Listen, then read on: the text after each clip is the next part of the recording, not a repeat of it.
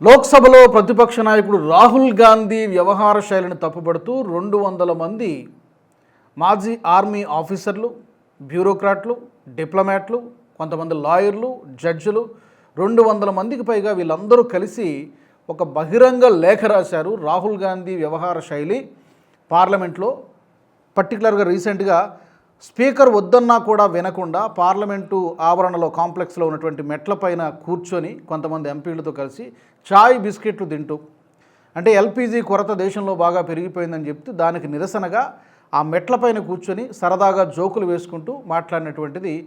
ఒక ప్రతిపక్ష నాయకుడు అలా బిహేవ్ చేయకూడదు అని రాహుల్ గాంధీ బిహేవియర్ని తప్పుపడుతూ వీళ్ళందరూ బహిరంగ లేఖ రాశారు. రాహుల్ గాంధీ ఈ దేశానికి, సభకు, ప్రజలకు క్షమాపణ చెప్పాలి. నువ్వు ఒక బాధ్యత గల పొజిషన్లో కూర్చున్నావు, అక్కడ కొన్ని లక్షల మంది ప్రజలకు ప్రతినిధిగా కూర్చున్నావు, అక్కడ నిన్ను ఓట్లేసి ప్రజలు గెలిపించారు ప్రజల తరపున ప్రశ్నలు అడగమని.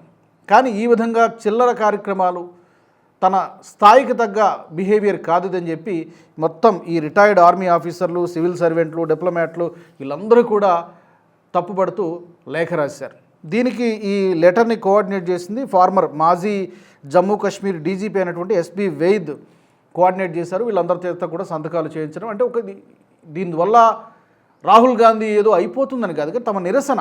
ఇది కేవలం ఈ 200 మంది వ్యక్తుల అభిప్రాయం కాదు, దేశంలోని చాలామంది ప్రజల అభిప్రాయం ఇదే. ఒక లీడర్ ఆఫ్ అపోజిషన్ అంటే ఎంత బాధ్యతగా ఉండాలి, సభలో కన్స్ట్రక్టివ్గా ప్రభుత్వాన్ని ప్రశ్నించాలి, నిర్మాణాత్మకంగా క్వశ్చన్స్ వేయాలి, ప్రభుత్వాన్ని నిలదీయాలి. అవన్నీ కాకుండా ప్రస్తుతం ఉన్నటువంటి ప్రతిపక్ష నాయకుడు ఏం చేస్తున్నాడంటే కులాసా కబుర్లతో సభా సమయాన్ని వృధా చేస్తున్నాడు, చిల్లర చేష్టలు చేస్తున్నాడు.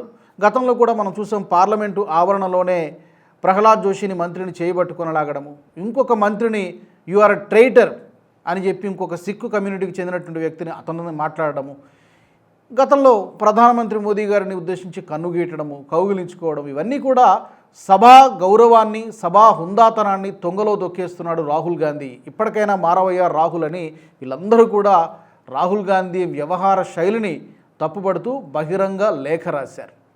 నిజానికి రాహుల్ గాంధీ వ్యవహార శైలి వలన, రాహుల్ గాంధీ మాట్లాడినటువంటి మాటల వల్ల అతనిపై కొన్నిసార్లు క్రమశిక్షణా చర్యలు కూడా తీసుకున్నారు.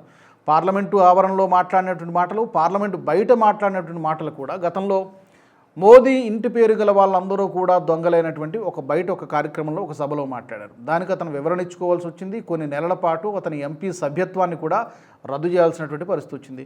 కొద్ది రోజుల కిందటే మనం చూసాం, మాజీ ఆర్మీ చీఫ్ ముకుంద్ నరవనే రాసినటువంటి పుస్తకం అని చెప్తూ మొత్తం ఆ సెషన్ మొత్తం కూడా ఆ పుస్తకం గురించే చర్చ, మొత్తం సభా సమయం మొత్తం కూడా వృధా చేశారు.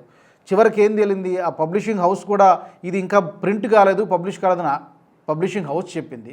పుస్తకం ఎవరైతే రాశారని చెప్తున్నారో ముకుంద్ నరవనే కూడా అదే విషయాన్ని చెప్పారు. ఎవరు అబద్ధం చెప్పినట్టు?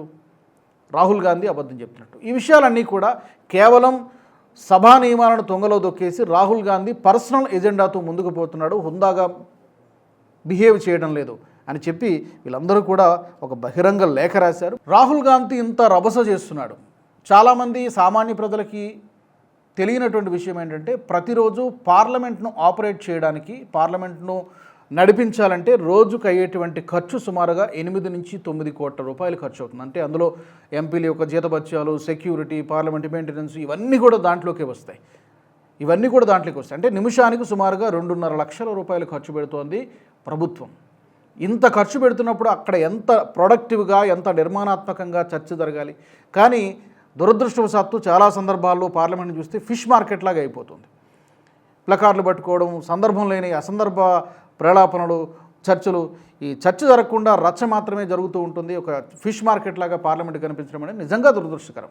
దీనికి ప్రతిపక్షం బాధ్యత తీసుకోవాల్సింది. మరి ఇప్పటికైనా ప్రతిపక్ష నాయకుడి యొక్క వైఖరి, ప్రవర్తన పార్లమెంటు లోపల, పార్లమెంటు బయట ఏమైనా మార్చుకుంటాడని మీకు అనిపిస్తోందా? తప్పకుండా కామెంట్స్లో పెట్టండి. రాహుల్ గాంధీ ప్రవర్తన, బిహేవియర్ పార్లమెంట్లో ఎలా ఉందో. ఈ వీడియో మీకు నచ్చినట్టయితే లైక్ చేయండి, 10 మందికి షేర్ చేయండి. అలాగే కామెంట్ల రూపంలో మీ అభిప్రాయాలను మాతో పంచుకోండి. Nationalist hub group of channels ను సబ్స్క్రైబ్ చేసుకుని తెలుగునాట జాతీయవాద జర్నలిజాన్ని ప్రోత్సహించండి. ఈ వీడియో కింద ఉన్న బెల్ ఐకాన్ పై క్లిక్ చేయడం మర్చిపోవద్దు.